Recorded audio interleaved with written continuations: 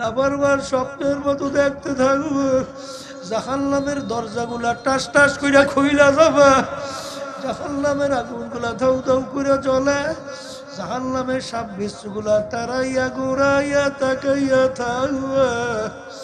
ওদিকে আজাইর সালাতু ওয়াসসালাম আসবে, তার মাথা আসমানে পাও তার জমিনে, দুনিয়া চোরা তার শরীর।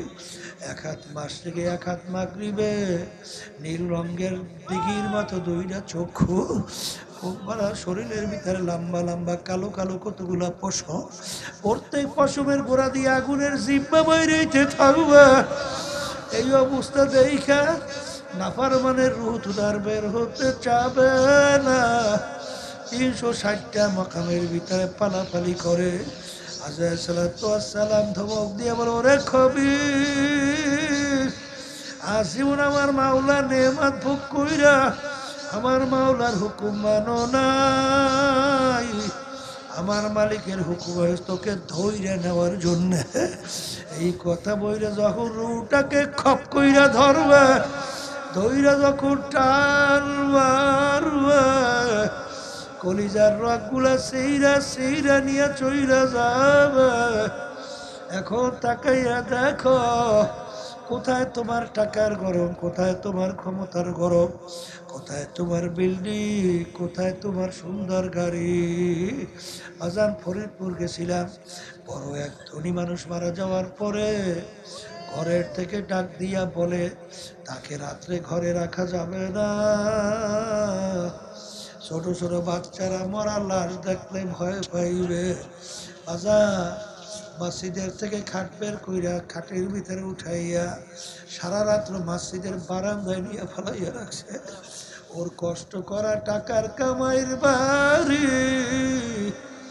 ওকে জায়গা দেয় নাই। আজান কার জন্য সম্পদ রেখে দাও। সন্তান যদি দিনদার নামাজে আল্লাহওয়ালা না হয়, তোমার কবরের পাশে যাইয়ে যে একটু সালাম দিবে, তাও বুঝি তোমার কপালে জড়বে না। এই জন্য আমার বাজানদেরকে বলবো, সেই মামলার তদবির নাই তার কিন্তু খালাস নাই। এই জন্য আল্লাহর নবীর ইতিহাস পড়লে দেখবে, সাহাবায়ে কেরামদের ইতিহাস পড়লে দেখবে, বাজান তারা কিন্তু কানতে কানতে মাওলার কবরে চলে গেছে। গুনার পর গুনাহ করতেছে, কই তোমার আমার চোখে পানি নাই, চোখের পানি ছাড়া কিন্তু জাহান্নামের আগুন ঠান্ডা হবে না। এই জন্য আমার ভাইদেরকে বলো, পর্দালে মা বোনদেরকে বলবো, যারা আজকে দুনিয়ার স্বাধীনতা পাইয়া পরীক্ষার হলের মধ্যে বিভিন্ন দুনিয়ামুখী কুহুরি তন্ত্র মন্ত্র বাস্তবায়নের সঙ্গে জড়াইয়া দল করেন, আমি সেই বাজানদেরকে বলো, পর্দালে মা বোনদেরকে বলবো, আমার মালিক কোরআনুল কারিমের ভিতরে বলছেন, ইয়াউমা নাদউ কুল্লা উনাসিন বিইমামিহিম, কিয়ামতের ময়দানে আমার মালিক প্রত্যেকটা মানুষকে তার দলের নেতা নেত্রীর সঙ্গে ডাকবে। তাইকে আমার মালিক বলবেন, তোর দলের নেতা নেত্রী যেদিকে যায় ওদের পিছনে পিছনে সেই দিকে যাও। এক কথায় তোমার নেতা নেত্রী যেখানে জায়গা, তোরও সেইখানে জায়গা। এই জন্য আমার ভাইদেরকে বলো, পর্দালে মা বোনদেরকে বলবো, কেউ আশায় থাইকো না রে বাজার। মুসলমান বলতেই মন চায় গুনার থেকে ফেরবে না, কের কাজ করবে, আমার মালিকের হুকুম অনুযায়ী চলবে, আল্লাহর হাবিবের তরিকা অনুযায়ী চলবে। কিন্তু শয়তান এবং নাফস তোমার আমার পিছনে শত্রু হিসেবে কাজ করে, তোমাকে আমাকে বাজান গুনার ভিতরে উদ্বুদ্ধ করে, গুনাহের থেকে ফিরিয়ে রাখে। এই গুনার থেকে ফেরার জন্য, শয়তান এবং নফসের ধোঁকার থেকে বাঁচার জন্য আমার মালিক তোমাকে আমাকে হুকুম করছে, আকুনু মা'আস সাদিকিন, তোমরা সাদিকিন বান্দাদের সঙ্গী হইয়া যাও। এ কবরের যাত্রীরা, এ পর্দার আড়ালের মা বোনেরা, আমাদের পাশের রাষ্ট্র ভারত, শিব শক্তি মহারাজ বাজান কয়েক ভাষার উপরে ডক্টরেট ডিগ্রি, 12 ভাষার উপরে পাণ্ডিত্য অর্জন করছিল। বাজান ধনির দিক থেকে শত শত কোটি টাকার মালিক, সম্মানের দিক থেকে কোটি কোটি হিন্দু তার সামনে হাত জোর কইরা তাকে নমস্কার দিয়া সম্মান দেখাইতো। এত বড় সম্পদ, এত সম্মান, এত শিক্ষিত, কিন্তু তিনি চিন্তা কইরা দেখলেন যে সৃষ্টিকর্তা একজন, তার নিয়ম হবে একটা। এই নিয়ম নীতি কোনটা আমার তালাশ করে বের করতে হবে। তিনি যখন রিসার্চ করতে করতে সব ধর্মাবলম্বী, সব ধর্মগ্রন্থ যখন রিসার্চ করলো, এক পর্যায়ে তিনি নিজেই কালিমা পইরা মুসলমান হইয়া গেল। মুসলমান হইয়া শাহ সাহেব যখন প্রেসিডেন্ট ছিল, বাংলাদেশে আসছিল, পরে নাম রাখছিল ডক্টর ইসলামুল হক। এই কথার মাধ্যমে আমি আমার বাজানদেরকে বলবো, পর্দা আলে মা বোনদেরকে বলবো, যারা মরবেন কবরে যাবেন, সোজা হইয়া কবরে যাও, মইরা সোজা হইয়া কোনো লাভ হবে না। ওর সাপ তুই তো সোজা হবি, মইরা সোজা হওয়ার আগে হও। আমার দাদা রহমাতুল্লাহ আলাই বলতেন, এ দুনিয়ার মানুষ এখনো কোরআন এবং হাদিসের রশি গলায় লাগাও। বাজার যদি আলেমুল আমাদের কথা না শোনো, কিন্তু মনে রাখো, দাদাজান উদাহরণ দিয়া বাংলা কথা বলতেন, জাল মারে, সব মাছ জালের খাইতে আটকায়, কিন্তু বাইন মাছ কিন্তু আটকায় না। ও মাটির নিচে যাইয়া ঠোঁটটা উপরে রাখে, যে জাল তুমি জেলে যত জাল মারো তোমার জালে আমি আটকাবো না। কিন্তু জেলে ডাক দিয়ে বলে, বাইন মাছ রে, তোর কপাল ভালো, আমার জালে তুই ওর। ওদিকে নালে চল নিয়ে কোফাইতে কোফাইতে আসতেছে, যখন তোর কলিজার ভিতরে চলের গাদা ঢোকবে, তখন তুই বুঝবি যে কত কষ্ট, কত কঠিন।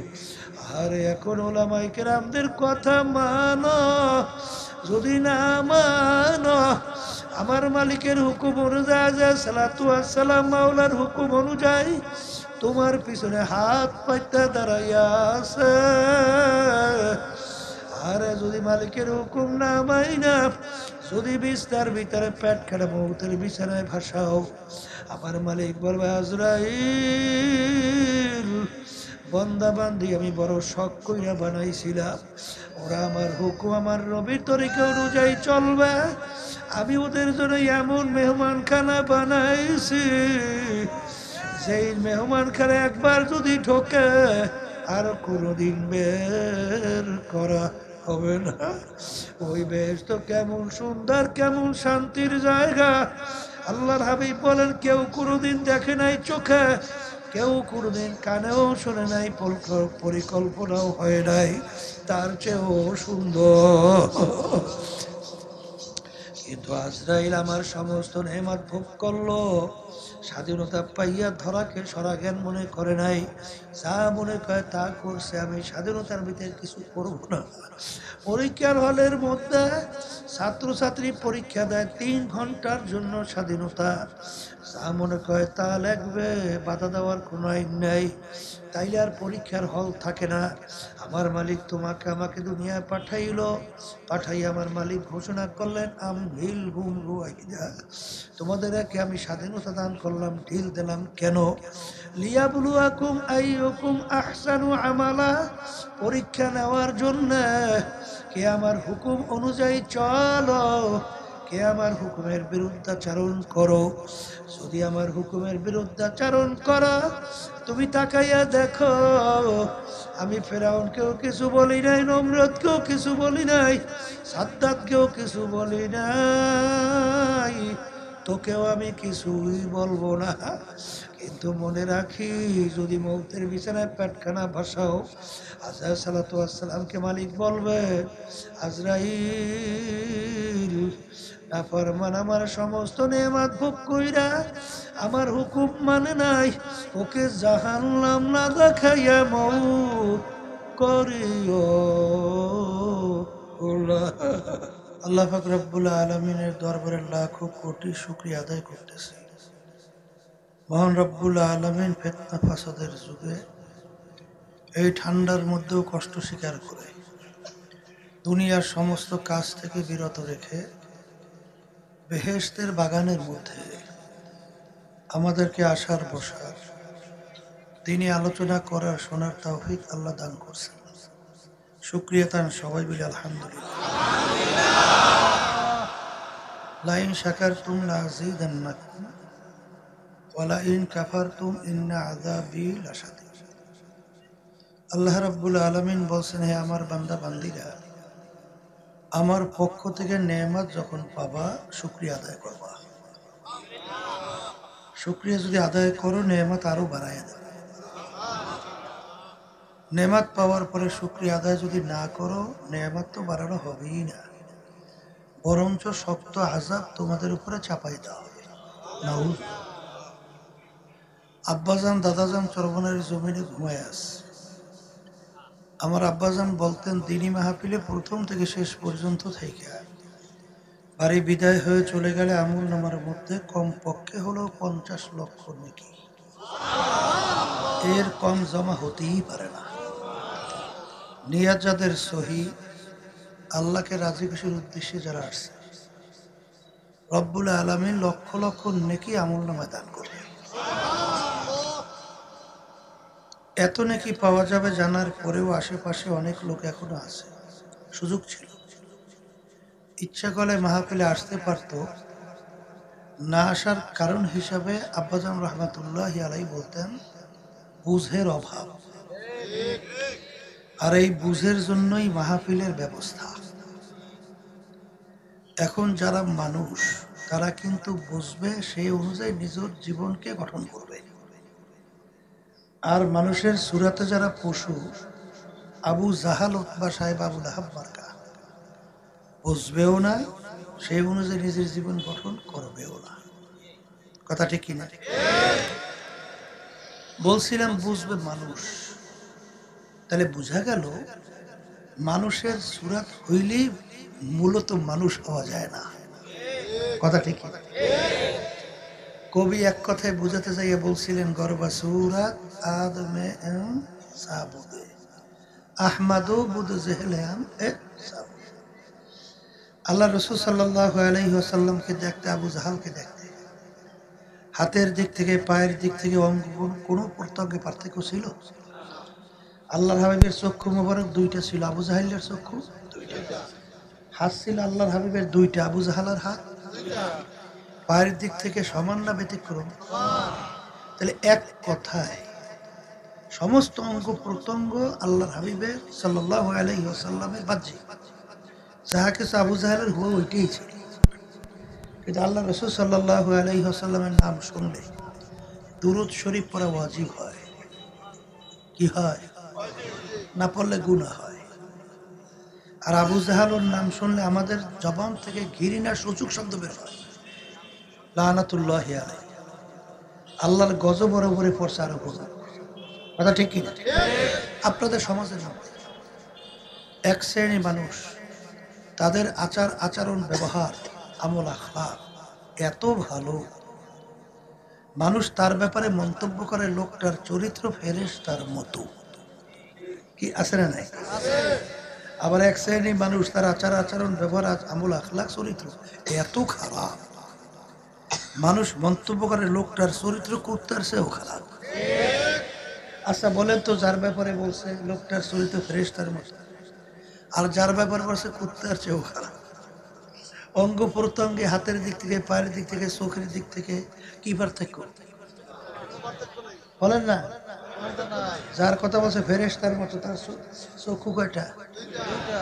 আর যার কথা বলছে কুত্তার চেয়েও খারাপ, ওর চক্ষু, হাত, পা, অন্য অঙ্গ প্রত্যঙ্গ। তাহলে বোঝা গেল যে মানুষের সুরাত আকৃতি হইলে মানুষ হওয়া যায় না। মানুষ কাকে বলে এটা বোঝার জন্য, বোঝাবার জন্যই মাহফিলের ব্যবস্থা। কথা ঠিক কিনা?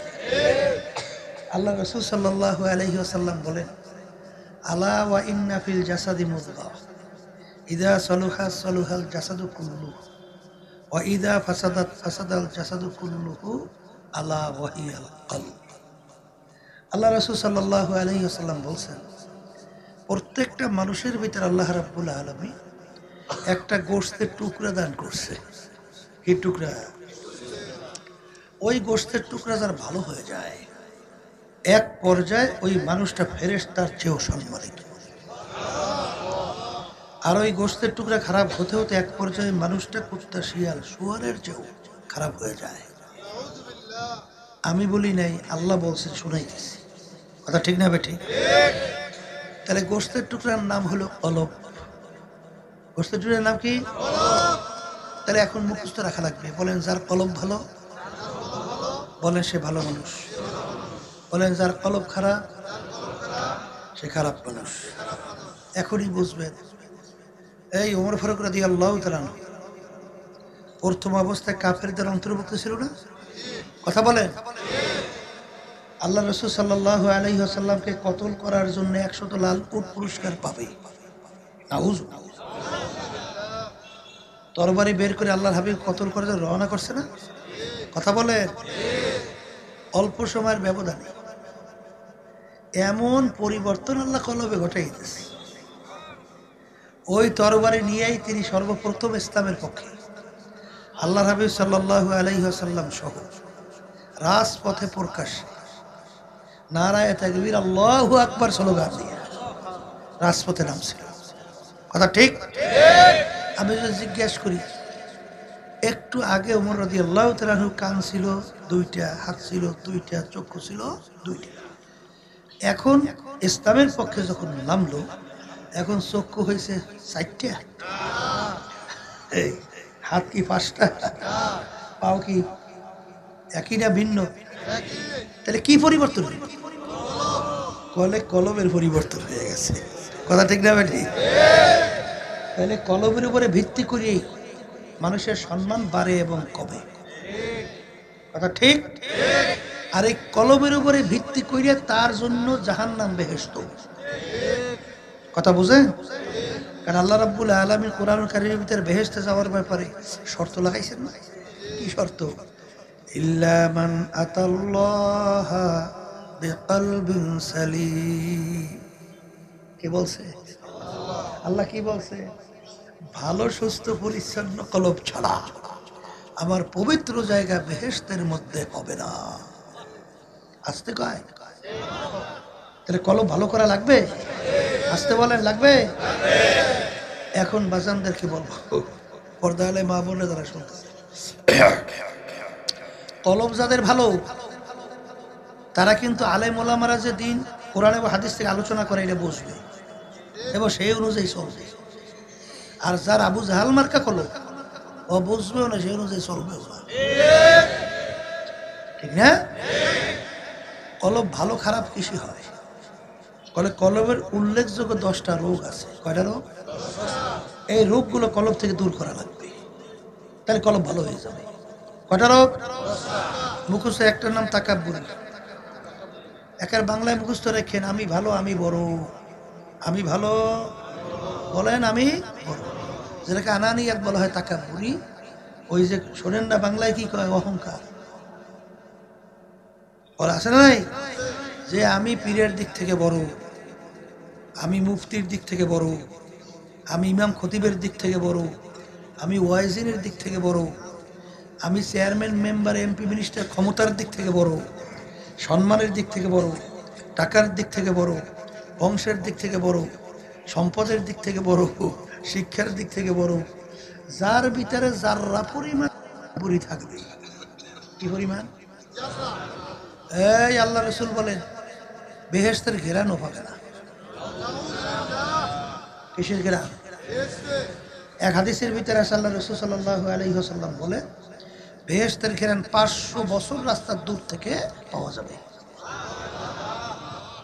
তাহলে যার ভিতরে যারা পরিমাণ তাকাব্বুরি, বেহেশত তো দূরের কথা, ঘেরান যেখানে সেখানেও যাইতে পারবে না। কথা ঠিক কিনা?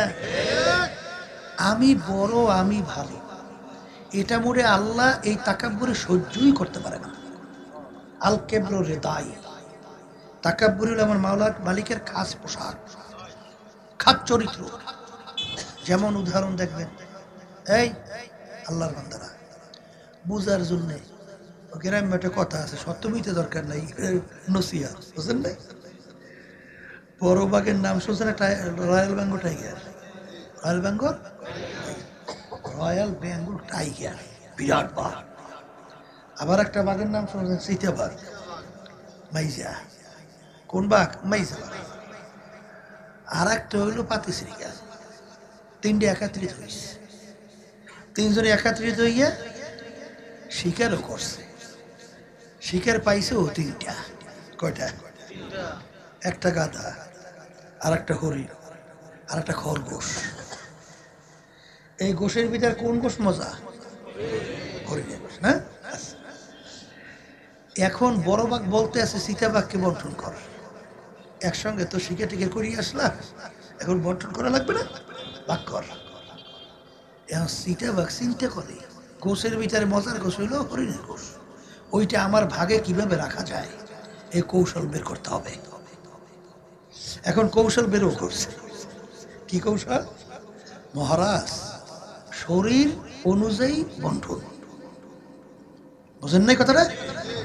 মানে যার শরীর বড় হ্যার জন্য বাঘটাও কি বড়, যার মেজো মেজো ছোট ছোট।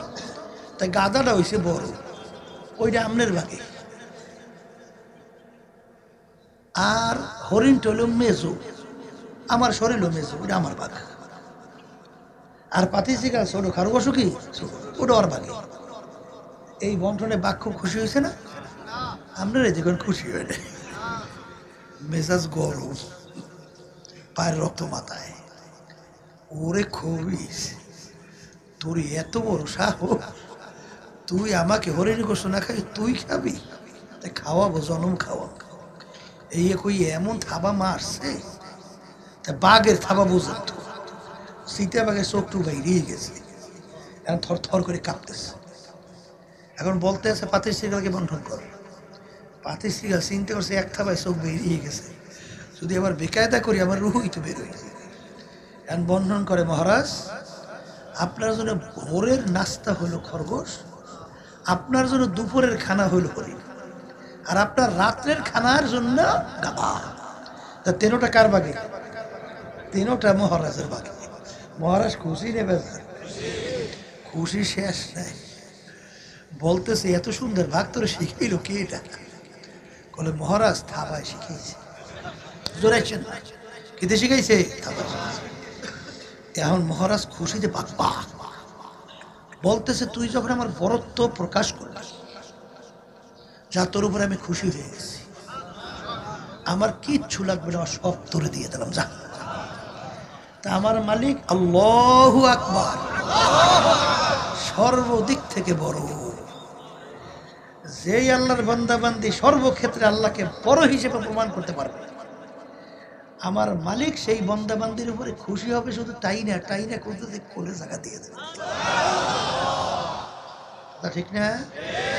এটা কিন্তু হাদিসে কুদসির ভিতরে আসছে, আনা ইনদামু কাসরাতিল কুলুব। আমার মালিক, হ্যাঁ আসতে বসে, আমার মালিক ভাঙ্গা দিলের কাছে থাকে। আমার মালিক এই যে নিজেকে নিজে গুনার কথা মনে করিয়া অপরাধী মনে করে, ওই বন্দাবান্দির দিলের কাছে, দিলের মধ্যে মালিকের রহমত করাইয়া করাইয়া জমা হয়। এই রোগটা দূর করা লাগবে না? আসতে কয় লাগবে। এই একটা রোগ। আর একটা রোগ হলো হিংসা, পর উন্নতি দেখে সহ্য করতে না পারা। এর নাম কি? এমন একটা রোগ, আল্লাহ রাসূল সাল্লাল্লাহু আলাইহি ওয়াসাল্লাম বলেন, আল হাসাদু ইয়াকুলুল হাসানাত। যার ভিতরে হিংসা থাকবে তার সমস্ত নেকি হিংসার আগুনে সব খাইয়া ফেলবে। বলেন তো বাজান, বোঝাই কিন্তু লাকড়ি। আল্লাহ রাসূল সাল্লাল্লাহু আলাইহি ওয়াসাল্লাম উদাহরণ দিয়ে বলেন যে এক পাশ থেকে তুমি যে আগুন ধরাইয়া দাও, আগুন কি লাকড়ি মোটেও রাখবে? এক পাশে সব সাফা করে দেবে? তা তোমার পাহাড় পরিমাণ নেকি, কিন্তু এক পাশ থেকে যদি হিংসার আগুন ধরাই দিতে পারে, সব তোমার আমল নামা নেকি শেষ। হিংসা শব্দের অর্থ কি? পর উন্নতি দেখা সহ্য করতে না পারা। বলেন মুখস্থ করে। বাজান, হিংসা করে কোনো লাভ হয়? বরং নিজের কষ্ট হয়। কথা ঠিক না ঠিক? আচ্ছা, যে বাতি আল্লাহ জ্বালায় সে বাতি কেউ নিবাইতে পারে? পারে পারে? বর্তমানে কিন্তু এক সেকেন্ড নিবে রয়েছে, সর্বনাই মোড়ে দেখতেই পারে না। আচ্ছা, সর্বনাই দেখতে পারে না, সর্বনাই কি করে? আপনি সর্বনাইতে একটা বেনামাজি যাওয়ার পরে, এই একটা নামাজি মানুষ যাওয়ার পরে সে কি বেনামাজি হয়ে যায়? বরঞ্চ বেনামাজি গেলে নামাজি হয় না, ভুল বলছি? আচ্ছা, যেই লোকটা আগে খুব দুষ্কৃতির ছিল, দুশ্চরিত্রের ছিল, সে সর্বনাই যাওয়ার পরে ভালো হয় না খারাপ হয়? আচ্ছা, যেই আল্লাহর বান্দাবান্দি পশ্চিমে তার মালিকের সামনে পায় আল্লাহর কুদরতি পায়ে সেজদায় পড়ে নাই, সর্বনাই যাওয়ার পরে কুদরতি সেজদায় পরে কি পড়ে না? তা যাওয়ার পর কি হয়েছে? ভালো হয়েছে। তাই সর্বনাই তুমি দেখতে পারো না কেন? সর্বনাই কি করছে? হিংসা, হিংসা। আসতে কন কি হিংসা? আচ্ছা বলেন তো, হিংসা করলে সর্বনের কি হয়? কিছু হবে? বরঞ্চ তুমি শেষ হয়ে যাবা। এই হিংসার আগুনের কারণে এই বাংলাদেশ 53 বছর স্বাধীনতার পরেও আমরা যে ঘটনা দেখতেছি, এ কল্পনাও করা যায়? হাজার হাজার মায়ের কোল খালি করা, এই নির্দোষ মানুষগুলোকে জেলে জীবন শেষ করিয়া সংসার শেষ করে দেওয়া, মানুষকে পঙ্গু বানানো, চোখ হারানো, এই কষ্ট অর্জিত সম্পদ সম্পদ সরকারি ফান্ডে জমা হয়, সেই সম্পদ বিদেশে পাচার করিয়া বিভিন্ন কায়দায় পূর্বদেরকে খুশি করার জন্য সব সাইরা দেয়। এই আর একটা যেন মাথা উড়াইতে না পারে, এই জন্য যা তা সবই করে। কথা ঠিক না ঠিক? হিংসা। কথা ঠিক কিনা? দেখেন, ইসলামের নিয়ম অনুযায়ী যে চলা যায়, ব্যক্তি থেকে শুরু করে সর্বক্ষেত্রে শুধু শান্তির বাতাস সর্বত্র চলতে থাকে। আল্লাহ রাসূল সাল্লাল্লাহু আলাইহি ওয়াসাল্লাম মুসলমানদের চরিত্র কি? আল্লাহ রাব্বুল আলামিন কোরআনুল কারীমে বলেছেন, আল্লাহ তেলাওয়াত করে শোনান, ওয়ায়ুসিরুনা আলা আনফুসিহিম ওয়ালাউ কানা বিহিম খাসাসা। মুসলমানদের চরিত্র হলো তার নিজের স্বার্থের চেয়ে তার ভাইয়ের স্বার্থের অগ্রাধিকার দেয়। বলেন বলেন বলেন, নিজের স্বার্থের চেয়ে তার ভাই স্বার্থের অগ্রাধিকার দেয়। এই আয়াতের সাথে নজরুল দেখবেন, ইয়ারমুকের যুদ্ধ, এই আবু জহম রাদিয়াল্লাহু তাআলা আনহু, তিনি যুদ্ধের ময়দানে তার চাচাতো ভাই আহত অবস্থায় পড়ে গেছে। তার কাছে যাওয়ার পরে সে পানি পানি করে চিৎকার করতেছে। যখন তার কাছে পানি নিয়ে গেল, পানি পান করবে, এই অবস্থায় দূর থেকে আর এক মুসলমান সে পানি বইলে চিৎকার করতেছে। সে পানি পান না কইরে বলতেছে, ভাই তুমি তাড়াতাড়ি আমার ওই ভাইয়ের কাছে নিয়ে যাও, কারণ আমার সে আমার ভাইয়ের পানির বেশি প্রয়োজন। পান করে নাই। দ্বিতীয় ব্যক্তির কাছে যাওয়ার পরে সে পানি পান করবে, হঠাৎ দূর থেকে আরেকজন বলে, পানি, বলে আমার সে তার বেশি প্রয়োজন, নিয়ে যাও। যখন নিয়ে গেল, যাইয়া দেখে তৃতীয় আল্লাহর বান্দা, যাইয়া দেখে দুনিয়াতে নাই, শাহাদত বরণ করছে। দৌড়ে এসে দ্বিতীয় ভাইয়ের কাছে এসে সেও শাহাদত বরণ করছে। দৌড়ে এসে তার স্বাস্থ্য ভাইয়ের কাছে এসে থেকে সেও শাহাদত বরণ করছে। আল্লাহ রাব্বুল আলামিন আয়াত নাযিল করে, ওয়ায়ুসিরুনা আলা আনফুসিহিম ওয়ালাউ কানা বিহিম খাসাসা। মুসলমানদের চরিত্র হলো নিজের স্বার্থের চেয়ে তার ভাইয়ের স্বার্থের অগ্রাধিকার দেয়। কথা ঠিক কিনা? এই একটা ইসলামের যে নির্দেশ, এইটা যদি পালন করে, কোথায় অশান্তি থাকে? একটু বলেন না, বলেন না, থাকে কোনো অশান্তি? সেখানে শান্তি আর শান্তি। এই রোগ দূর করা লাগবে। আর একটা রোগে হুব্বে যা হুব্বে মা, বলে মুখস্থ রাখেন বাংলায়, বলেন মালের মোহাব্বত, টাকার মোহাব্বত, সম্মানের মোহাব্বত, পদের মোহাব্বত, দলের মোহাব্বত। আল্লাহ রাসূল সাল্লাল্লাহু আলাইহি ওয়াসাল্লাম বলে, হুব্বুদ দুনিয়া রাসু কুল্লি খতিয়াতি। এই যে রোগটা সমস্ত গুনার মূল। বলে এই রোগটা কি? সমস্ত গুনার মূল। বলে তা কি? দেখবেন, এই বর্তমানে বাংলাদেশে শতকরা 92 জনের মতো মুসলমান বসবাস করে না? এই দেশের ভিতরে বাংলাদেশের রাজধানী ঢাকা, বলা হয় কি মসজিদের নগরী। বাংলাদেশের ভিতরে মসজিদ মাদ্রাসার অভাব আছে? এই দেশের ভিতরে আজানের শব্দে বাচ্চাদের ঘুম ভাঙে না? আবার আজানের শব্দে বাচ্চারা মায়ের করে ঘরে যায় না? সেই দেশের মধ্যে ইসলাম নামক যে নীতি আদর্শ আল্লাহ পাঠিয়েছিলেন আমাদের শান্তির জন্য, সেটা পরাজিত না বিজয়? আর একটু আসতে বলে, আর একটু বলে পরাজিত। তাই বিজয় কোনটা? মানব রচিত কুফরি তন্ত্র মন্ত্র। কথা ঠিক? এখন আমার মাঝে আমরা একটু বলি, অনেক মুসলমান নামাজ পড়ে না, এই সেজদা দেয় কাকে খুশি করে? আবার মসজিদ থেকে বের হইয়া যারা এই মানব রচিত কুফরি তন্ত্র মন্ত্র বাস্তবায়ন করতে চায়, খুনি, কুমি, মিথ্যাবাজ, জুলুমবাজ, টাকা পাচারকারী, বিভিন্ন কায়দা যারা আছে, তাদের সঙ্গে জড়াইয়া তাদের পক্ষে স্লোগান দেয়। আবার স্লোগানের ধরনটা দেয়, আমার নেতার চরিত্র ফুলের মতো পবিত্র। নামাজ পড়ে না একক, তো দাঁড়াই দাঁড়াই করে প্রসাব। কথা বলেন না কেন? তার নেতার চরিত্র হলে ফুলের মতো, তাহলে কুত্তার চরিত্রটা কি? হ্যাঁ, তোমার নেতার চরিত্র যদি ফুলের মতোই হয়, তা কুত্তার চরিত্রটা কি? আল্লাহর বান্দারা, এশার নামাজের পরে বেতরের নামাজ পড়ে আসতে পারে। এই বেতরের ভিতরে দোয়া পড়ে, কি পড়ে? সেই দোয়ায় কোন ভিতরে কি পড়ছেন? অনা খালাউ অনাতরুকু মাইয়াবসুরুকা আল্লাহুম্মা ইয়াকা না'বুদু ওয়া লাকা নুসাল্লি। আমার মালিক, তোমার সঙ্গে আমি ওয়াদা করতেছি, যারা আপনার বিরুদ্ধাচরণ করবে, আপনার নাফরমানি করবে, তাদের সঙ্গে আমি সম্পর্ক রাখবো না। এই দোয়াটা কইরে টইরে বসে থেকে নাই এখন শুরু করছে স্লোগান। হ্যাঁ, নেতার বলে চরিত্র ফুলের মতো পবিত্র, ওরে টাকার পাচারকারী আর খুনি, ওরে মিথ্যাবাজ, ওরে জুলুমবাজ, ওরে সরকারি মাল লুটপাসকারী, ওরে বিভিন্ন সাদাবাজ। কথা কয় না? এই স্লোগান দেশ, এর অর্থ কি? মসজিদের কাছে কাকে খুশি করে? আবার বাইরে নেমা কাকে খুশি করে? এই আল্লাহর বান্দারা, পর্দার মা বোনেরা শুইনা রাখো, আল্লাহ রাসূল সাল্লাল্লাহু আলাইহি ওয়াসাল্লাম বলে, দুনিয়া এবং আখিরাতের সম্পর্ক কাজুরাতাই, দুই সতীনের মতো। দুনিয়া বা আখিরাতের সম্পর্ক কি? মুখস্থ করে নামাজ বেশি পড়ে থাকবে না বলে। আচ্ছা বলো তো, এমন কোন বেটা আছে যেই বেটা তার দুই স্ত্রীকে একসঙ্গে খুশি রাখতে পারছে? আমরা জানা মতে নাই।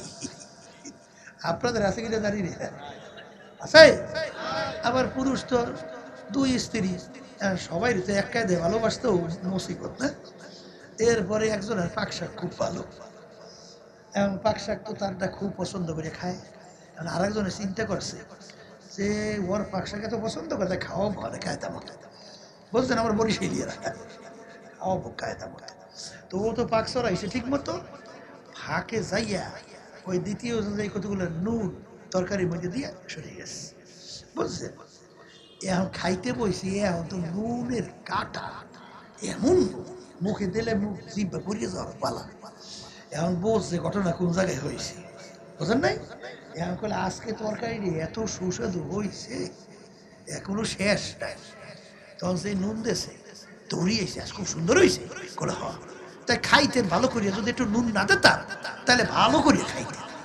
তাই বোঝ যে কামটা কে করছে, ধরে আসছে না। কথা বোঝেন না? বোঝেন না? কাজুরাতাই, দুই সতীনের মতো। আল্লাহ রাসূল সাল্লাল্লাহু আলাইহি ওয়াসাল্লাম বলে, কেউ যদি আখিরাতকে খুশি করো, দুনিয়া বেজার হবেই হবে। আবার কেউ যদি দুনিয়াকে খুশি করো, আখিরাত বেজার হবেই হবে। দুটোটাকে একসঙ্গে খুশি রাখা যায় না। এই জন্যই কবি বলেন, দু কিস্তি পর পারা, এই দু কিস্তি পর নেহাদানকে চেরা যায়। दो किश्ती पर निहादन के चेरा जाए, दो किश्ती पर परा देना चेरा जाए। কথা বুঝেন না? এই দুই পা দুই নৌকার ভিতরে লাগাইছো, বুঝলেন? এখন দুই নৌকা যখন দুই দিকে সরে, তোমার পা তো দুই নৌকায় দেওয়া, তোমার পালা কি? মাঝখানে ফাইর আছে ইরা, এছাড়া কোনো গতি আছে? ঠিক আমার বাজানদেরকে বলবো, যারা আখেরাতকে খুশি করতে চান, দুনিয়াকেও খুশি করতে চান, মাঝখানে সেরা সারা গতি নেই। ঠিক। এখন এক শ্রেণী আমার বাজানরা আছে, শোনেন, হাদিসের মধ্যে আসছে আল্লাহ রাসূল সাল্লাল্লাহু আলাইহি ওয়াসাল্লাম বলেন, কিয়ামতের ময়দান যেদিন অন্য কোনো ছায়া থাকবে না। আমি বলছি না, আল্লাহ রাসূল বলছেন, কোনো ছায়া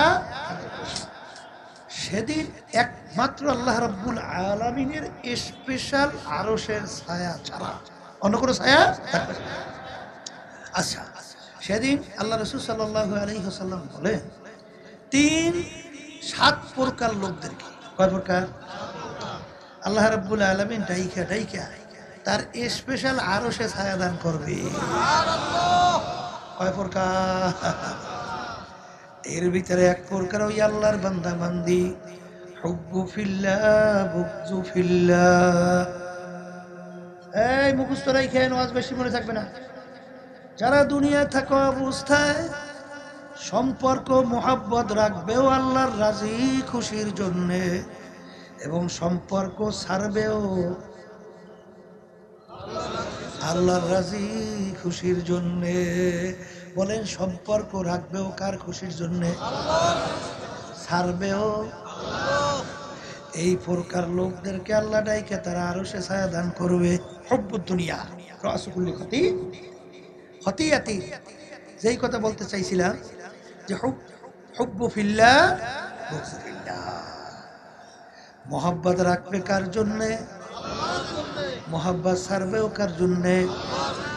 এই প্রকার লোক দেখে আমার মালিক ডাইকা তার স্পেশাল আরশে ছায়া দান করবে।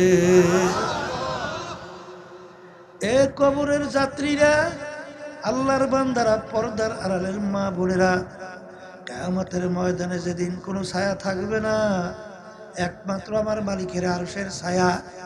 সেদিন মালিকের আরশের নিচের ছায়া কে কে যাইতে চান? হাত উঠান। এ আরশের ছায়া কে কে চান? আল্লাহু আকবার, হাত উঠান। নারায়ে তাকবীর। আল্লাহ আপনি কবুল করেন। আল্লাহ। তাইলে যদি আরশের নিচে ছায়া চাও, মোহাব্বত রাখবা কার খুশির জন্যে? তাইলে তুমি যদি মানব রচিত সমস্ত ক্ষমতার মালিক এইটা যারা বাস্তবায়ন করতে চায়, এদের সঙ্গে যদি তুমি সম্পর্ক রেখে দল করো, আল্লাহর খুশির জন্যই তো করো। হ্যাঁ, আল্লাহর খুশির জন্য করেন না? ও কয় কি? তাহলে আল্লাহর খুশির জন্য না হয়, তাহলে আলোচনায় ছায়া পাও? আসতে কয় না তো, পাও পাও, আবার যায় বাজান। কত সহজ মনে করলে হবে না। কোরআন এবং হাদিসের বাহিরে বেহেশতে যাওয়ার কোনো সুরাত নাই, রাস্তা নাই। আমাদের উপর অনেক সময় শুনলে অনেকে কষ্ট পান, কিন্তু কষ্ট পাইলে আমরা কি আল্লাহ এবং আল্লাহ রাসূল যা বলছেন বলবো না? আসতে কথা। হ্যাঁ, আপনি মানবেন কিনা সেটা তো আমাদের বিষয়, কিন্তু আমাদের বলতে হবে তো। এই জন্য দেখবেন ওলামায়ে কেরাম বলে, ওমা আলাইনা ইল্লাল বালাগ, আমাদের দায়িত্ব হলো তোমাদের কাছে পৌঁছানো। এ তোমরা মানবে কি না মানো এটা আমাদের বিষয়, এটা বুঝবো আল্লাহর সঙ্গে। কার সঙ্গে? এই জন্যই তো আমরা বলি, আমাদের রাগ করিয়েন না বাজার, রাগ করে কোনো লাভ নাই। বলে হুজুর ভুল বলছেন, এটা ধরাই দেন। আপনি ভুল না বলি, দুনিয়ার জিন্দেগি কিন্তু একটাই। বলেন কয়টা? এ কবরের যাত্রীরা, দুনিয়ার যে কোনো কাজে 5 বার যদি তুমি ঠগো, আবার ওই কাজের ভিতরে চেষ্টা করলে জিতবার আশা আছে না নাই? কিন্তু একবার যদি কবরে যাইয়া কেউ ঠগো, আর দ্বিতীয়বার দুনিয়াতে আইসা জিতবার দ্বিতীয় আর কোনো সুযোগ নাই। জোরে কোন আছে? যদি নাই থাকে, আর দুনিয়া মাজরাতুল আখিরা, এই দুনিয়াটা হইল আখিরাতের সম্বল সম্পদ কামাই করার জায়গা। হে বড় লোক আমার বাবারা, হে ধনী আমার বাবারা, হে ক্ষমতা সম্পন্ন আমার বাবারা, হে সম্মানিত আমার বাবারা, হে শিক্ষিত আমার বাবারা, মনে করছে আমরা হুজুররা কিছু বুঝি না। বাজান বুঝা শূন্য কিন্তু টুপি মাথায় রাখছি, আল্লাহু আকবার সুন্নাত তরিকায় দাঁড়িয়ে রাখছি। বাজান ওই 3.5 হাত বডি সুন্নাত তরিকায় সাজাবার আল্লাহর মধ্যে চেষ্টা করি, আল্লাহর হুকুম নবীর তরিকা অনুযায়ী চলার চেষ্টা করি। কারণ ভালো করে চিন্তা ভাবনা কইরা দেখলাম দুনিয়া কিন্তু ক্ষণস্থায়ী। বাজানরা কেমন ক্ষণস্থায়ী? যার যত বয়স হয়েছে একটু পিছনের দিকে তাকাইয়া দেখে, মনে হয় যেন সব কালকের ঘটনা। ল্যাংটইয়া দৌড়াদৌড়ি করছিলাম, এখনো মনে পড়ে কি পড়ে না। ওদিকে এখন আয়নার সামনে যখন চেহারার দিকে তাকাই, দেখি কালা দাড়িগুলা পাইকা সাদা হওয়া শুরু করলো। আল্লাহ, দাঁতগুলা পইরা বোকরা হইয়া গেল। আরে কত মানুষ নিয়ে একসঙ্গে বাজার করলাম, কত চার টেবিলে চা খাইলাম, গল্পের টেবিলে গল্প করলাম। এখন বাজারে যাইয়া দেখি সেই লোকগুলাকে আর বাজারে দেখা যায় না। চায়ের টেবিলেও নাই, গল্পের টেবিলেও নাই। মন কি বুঝরে, মন এমন একদিন আসবে দুনিয়ার সব কার্যক্রম তার নিয়ম অনুযায়ী চলতে থাকবে, কিন্তু তুমি আর আমি থাকবো না। বাজার কিয়ামতের ময়দান একজন আর একজনকে জিজ্ঞাসা করবে, ভাই আমরা দুনিয়ার ভিতরে কতদিন ছিলাম? কামলা বিছনা, আমরা দুনিয়ায় কতদিন ছিলাম? একজনে বলবে লাবিসনা ইয়াউমান আও বাউযা ইয়াউম, একদিন অথবা একদিনের কিছু অংশ ছিলাম। আর একজন বলবে না না, হাসআলিল আদি, আরে যে হিসাব রাখছে তার কাছে জিজ্ঞাসা করো আমরা দুনিয়ার ভিতরে কতদিন ছিলাম। আমার তো মনে হয় ঘরের এক দরজার থেকে ঢুকলাম, অন্য দরওয়াজা থেকে বের হয়ে আসলাম, ঢুকলাম বের হলাম, এইটাই তো আমার কাছে মনে হয়। এ দুনিয়াদার পাগল আমার বাবারা, আর দুনিয়া দারুল মেহনে ওয়াল বালা, দুনিয়াটা হইল কষ্ট ক্লেশের জায়গা, বালা মুসিবতের জায়গা। বাজার এখানে যদি কেউ শান্তি চাও, কেউ কোনোদিন পায় নাই, কেউ কোনোদিন পাবে না। এ আল্লাহর বান্দারা, পর্দা আলাই মা বোনেরা, এই ঠান্ডা এই গরম, এই ছেলে কথা শোনে না, মেয়ে কথা মানে না, স্ত্রী কথা শোনে না, আবার স্বামীরা কথা মানে না। আরে অশান্তির কোনো শেষ নাই, শত্রু মিত্রুর কোনো শেষ নাই। আরে এরকম করতে করতে একদিন হঠাৎ তোমার বাড়ির দরজায় আজরাইল আলাইহিসসালাতু ওয়াসসালাম সিটি বাজাইয়া বসবে। দুনিয়ার সব নিয়ম অনুযায়ী থাকবে, তুমি আর আমি আর থাকবো না। এই জন্য আমার ভাইদেরকে বলবো, পর্দালে মা বোনদেরকে বলবো, বাজার দুনিয়া ক্ষণস্থায়ী, আখেরাত হলো স্থায়ী। আমার বাজানদেরকে বলবো, যারা মুসলমান, যারা আল্লাহকে বিশ্বাস করেন, কালিমা পড়ছেন, আখেরাতকে বিশ্বাস করেন, বাজান আল্লাহর হাবিবকে আল্লাহর রসুল হিসেবে মানেন, বাজান সেই বাজানদেরকে বলবো, পর্দা আলাই মা বোনদেরকে বলবো, বাজান ভালো করে চিন্তা ভাবনা কইরা দেখো, দুনিয়া সৃষ্টির পরে যত কিতাব বই পুস্তক দুনিয়াতে আছে, কেউ কোনোদিন চ্যালেঞ্জ হিসেবে বলতে পারে নাই আমার কিতাবে বইতে কোনো ভুল নাই। কিন্তু একমাত্র একটাই কিতাব দুনিয়ার মধ্যে, যার শুরুতে আমার মালিক চ্যালেঞ্জ হিসেবে বলছেন, যালিকাল কিতাব লা রাইবা ফীহ, এই যে কিতাব দেখো, এর ভিতরে ভুল সন্দেহ বলতে কিছু নাই। এ কবরের যাত্রীরা, এ পর্দার আড়ালের মা বোনেরা, বাজার যত বৈজ্ঞানিক দার্শনিক দুনিয়ার থেকে গেল, বর্তমানে আছে। যখন কোরআনুল কারীম নিয়ে রিসার্চ করলো, এক পর্যায়ে তারা কালিমা পড়ে মুসলমান হইয়া গেল। আজ পর্যন্ত কেউ কোরআনুল কারীমের ভিতরে ভুল বের করতে পারে নাই, আর কেউ কোনোদিন পারবে না। বরঞ্চ বৈজ্ঞানিকরা যখন আবিষ্কার করে, দেখে কোরআনুল কারীম যা যা বলছে সব মিলে যায়।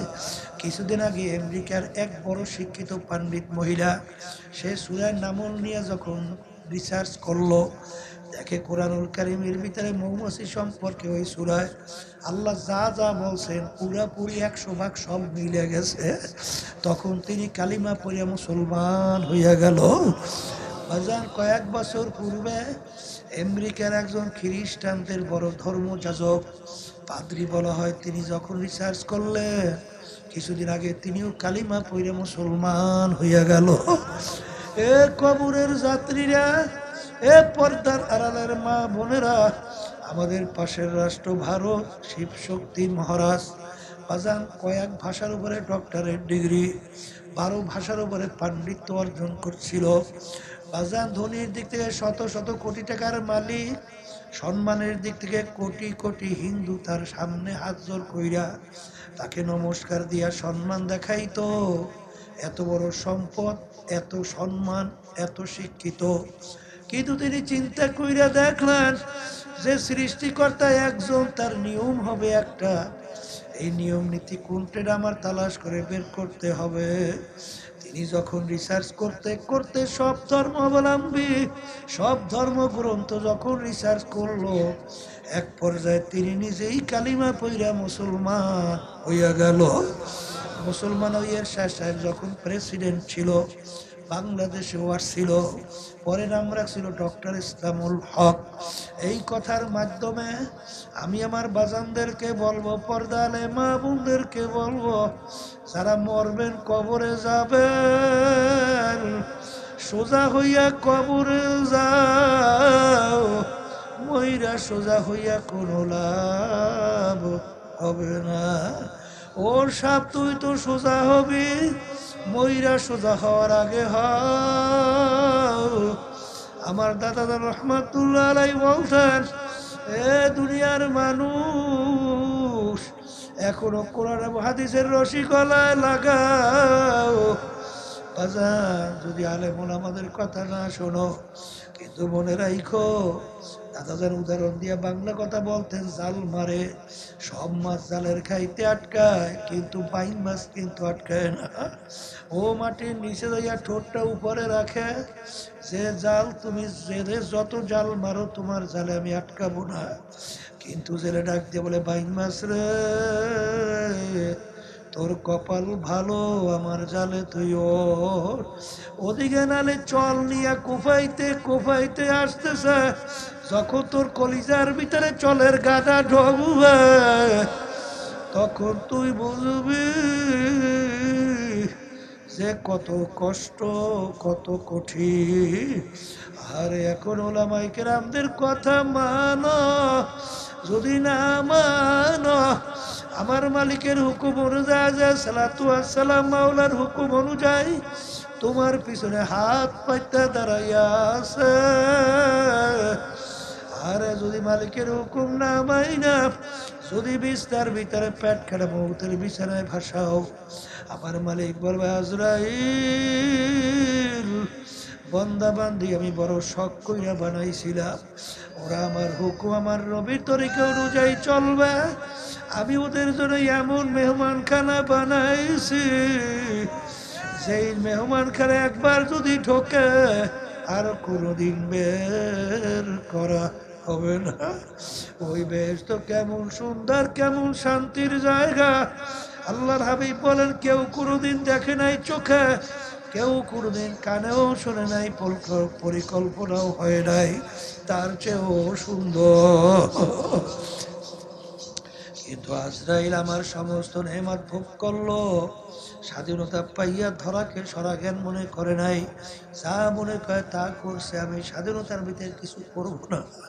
পরীক্ষার হলের মধ্যে ছাত্রছাত্রী পরীক্ষা দেয় 3 ঘন্টার জন্য স্বাধীনতা, যা মনে করে তা লাগবে, বাধা দেওয়ার কোনো আইন নাই।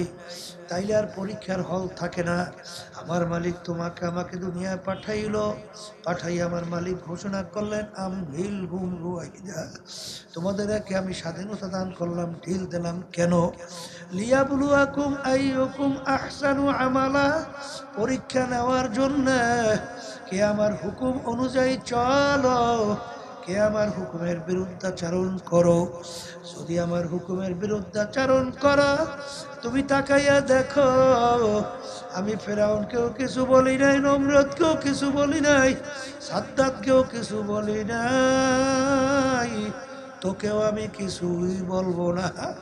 কিন্তু মনে রাখি, যদি মৌতের বিছানায় পেটখানা ভাসাও, আজরাইল সালাতু ওয়াসসালামকে মালিক বলবে, আজরাইল নাফরমান আমার সমস্ত নেয়ামত ভোগ কইরা আমার হুকুম মানে নাই, ওকে জাহান্নাম না দেখাইয়া মৌত করিও। নাফরমান স্বপ্নের মতো দেখতে থাকবে, জাহান্নামের দরজাগুলা টাস টাস কইরা খুইলা যাবে, জাহান্নামের আগুনগুলা ধাউ ধাউ করে জ্বলে, জাহান্নামের সাপ বিচ্ছুগুলা তারাইয়া ঘুরাইয়া তাকাইয়া থাকবে। ওদিকে আজরাইল সালাতু ওয়াসসালাম আসবে, তার মাথা আসমানে, পাও তার জমিনে, দুনিয়া চোরা তার শরীর। এক হাত মাশরিকে এক হাত মাগরিবে, নীল রঙের দিঘির মতো 2টা চক্ষু, শরীরের ভিতরে লম্বা লম্বা কালো কালো কতগুলা পশম, প্রত্যেক পশমের গোড়া দিয়ে আগুনের জিব্বা বাইরেতে থাকবে। এই অবস্থা দেখা নাফরমানের রূহ তুদার বের হতে চাবে না। 360টা মাকামের ভিতরে পালাপালি করে। আজরাইল সালাতু ওয়াসসালাম ধমক দিয়ে বলে, ওরে খবীর, আসিমুন আমার মাওলার নেয়ামত ভোগ কইরা আমার মাওলার হুকুম মানো নাই। আমার মালিকের হুকুম হয়েছে তোকে ধৈর্য নেওয়ার জন্য।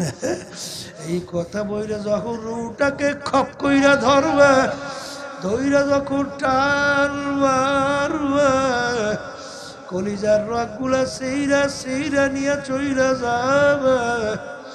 এখন তাকাইয়া দেখো, কোথায় তোমার টাকার গরম, কোথায় তোমার ক্ষমতার গরম, কোথায় তোমার বিল্ডিং, কোথায় তোমার সুন্দর গাড়ি। আজান ফরিদপুর গেছিলাম, বড় এক ধনী মানুষ মারা যাওয়ার পরে ঘরের থেকে ডাক দিয়া বলে, তাকে রাত্রে ঘরে রাখা যাবে না, ছোট ছোট বাচ্চারা মরা লাশ দেখলে ভয় পাইবে। বাজার মসজিদের থেকে খাট বের কইরা খাটের ভিতরে উঠাইয়া সারা রাত্র মসজিদের বারান্দায় নিয়ে ফেলাইয়া রাখছে। ওর কষ্ট করা টাকার কামাইয়ের বাড়ি ওকে জায়গা দেয় নাই। আজান কার জন্য সম্পদ রেখে দাও। সন্তান যদি দিনদার নামাজে আল্লাহওয়ালা না হয়, তোমার কবরের পাশে যাইয়ে যে একটু সালাম দিবে, তাও বুঝি তোমার কপালে জড়বে না। এই জন্য আমার বাজানদেরকে বলবো, সেই মামলার তদবির নাই তার কিন্তু খালাস নাই। এই জন্য আল্লাহর নবীর ইতিহাস পড়লে দেখবে, সাহাবায়ে কেরামদের ইতিহাস পড়লে দেখবে, বাজান তারা কিন্তু কানতে কানতে মাওলার কবরে চলে গেছে। গুনার পর গুনাহ করতেছে, কই তোমার আমার চোখে পানি নাই, চোখের পানি ছাড়া কিন্তু জাহান্নামের আগুন ঠান্ডা হবে না। এই জন্য আমার ভাইদেরকে বলো, পর্দালে মা বোনদেরকে বলবো, যারা আজকে দুনিয়া স্বাধীনতা পাইয়া পরীক্ষার হলের মধ্যে বিভিন্ন দুনিয়ামুখী কুহুরি তন্ত্র মন্ত্র বাস্তবায়নের সঙ্গে জড়াইয়া দল করেন, আমি সেই বাজানদেরকে বলো, পর্দালে মা বোনদেরকে বলবো, আমার মালিক কোরআনুল কারীমের ভিতরে বলছেন, ইয়াউমা নাদউ কুল্লা উনাসিন বিইমামিহিম, কিয়ামতের ময়দানে আমার মালিক প্রত্যেকটা মানুষকে তার দলের নেতা নেত্রীর সঙ্গে ডাকবে। ডাইকে আমার মালিক বলবেন, তোর দলের নেতা নেত্রী যেদিকে যায় ওদের পিছনে পিছনে সেই দিকে যাও। এক কথায় তোমার নেতা নেত্রী যেখানে জায়গা তোরও সেইখানে জায়গা। এই জন্য আমার ভাইদেরকে বলো, পর্দা আলে মা বোনদেরকে বলবো, কেউ আশায় থাইকো না রে বাজার। মুসলমান বলতেই মন চায় গুনার থেকে ফেরবে না, একের কাজ করবে, আমার মালিকের হুকুম অনুযায়ী চলবে, আল্লাহর হাবিবের তরিকা অনুযায়ী চলবে। কিন্তু শয়তান এবং নাফস তোমার আমার পিছনে শত্রু হিসেবে কাজ করে, তোমাকে আমাকে বাজান গুনার ভিতরে উদ্বুদ্ধ করে, নেকের থেকে ফিরিয়ে রাখে। এই গুনার থেকে ফেরার জন্য, শয়তান এবং নফসের ধোঁকার থেকে বাঁচার জন্য আমার মালিক তোমাকে আমাকে হুকুম করছে, আকুনু মা'আস সাদিকিন, তোমরা সাদিকিন বান্দাদের সঙ্গী হয়ে যাও। এই যে আমার বাজানদেরকে বলবো, আমার দাদাজান রহমাতুল্লাহ আলাইহি বলতেন, যার মুরব্বি থাকে না তার মুরব্বি হইয়া যায় শয়তান। এই জন্য আমার বাজানদেরকে বলবো, পর্দালে মা বোনদেরকে বলবো, যাদের চরমনাইয়ের তরিকা ভালো লাগে তাওবার ভিতরে নিয়াত করেন। আর যে চরমনাই বর্তমান পীর সাহেব হুজুর চরমনাই, তার কাছে মুরিদ হয়ে গেলাম। আর যাদের চরমনাইয়ের তরিকা ভালো লাগে না, যে কোনো সহি তরিকায় যান, মালিকের পাগল হন, দুই চোখের পানি নিয়ে কলম নরম কইরা আল্লাহর হুকুম নবীর তরিকা অনুযায়ী চইলা তারপর কবরে রওয়ানা দেয়। আল্লাহুম্মা আমিন। হে ঘরের মেয়ে, গুনার কথা মনে করো,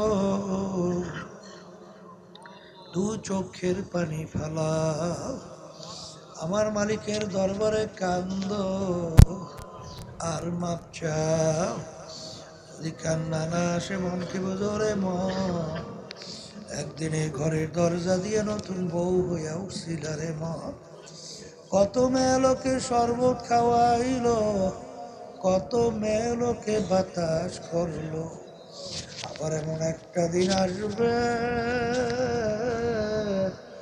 এই ঘরের দরজা দিয়া মরা লাশ হইয়া বের। ছেলে কান্দে মামা করে, মেয়ে কান্দে মামা করে, জবাব তো আর দিবা না। এ আল্লাহ, আপনি মাঠের দিকে চাইয়া দেখে আপনার বান্দারা কিভাবে কান্দে। মালিক আমাদের ছেলেও মরে নাই, মেয়েও মরে নাই, গুনাহ করে বসছি রে, মাফ করে দেন গো মাওলা, মাফ করে দেন। আল্লাহর বান্দারা জোর করে কান্দে। আরে এ পর্দারে মা বোনেরা, যদি কান্না না আসে মনকে বুঝাও। একদিনে ঘরের দরজা দিয়ে নতুন বউ হইয়া উঠছো, কত মেয়ে লোকে শরবত খাওয়াইলো, বাতাস করলো, আবার এমন একটা দিন আসবে মরা লাশ হইয়া বের হবা, কাঁদবে, জবাব তো আর দিতে পারবা না। আল্লাহ মাঠের দিকে তাকাইয়া দেখেন আপনার বান্দারা কিভাবে কান্দে। মালিক আমাদের ছেলেও মরে নাই, মেয়েও মরে নাই, গুনাহ করে বসি রে, মাফ করে দেন গো মাওলা, মাফ করে দেন। আল্লাহ যাদের উসিলা মাহফিল হইল, চেষ্টা খাটনি সাহায্য করলো, আমরা যারা মাহফিলে উপস্থিত হয়ে গেলাম, আমাদের সবাই উপরে খাস মেহেরবানি নাজিল করেন আল্লাহ। আল্লাহ আমাদের আম্মা আব্বা আত্মীয় স্বজন যারা কবরে শুয়ে রয়েছে, সবার কবরকে বেহেশতের বাগান বানায়া দেন। মাদ্রাসা মসজিদকে দিনের জন্য কবুল করে নেন। সুবহান রাব্বিকা রাব্বিল ইজ্জাতি আম্মা ইয়াসিফুন ওয়া সালামুন আলাল মুরসালিন ওয়াল হামদুলিল্লাহ।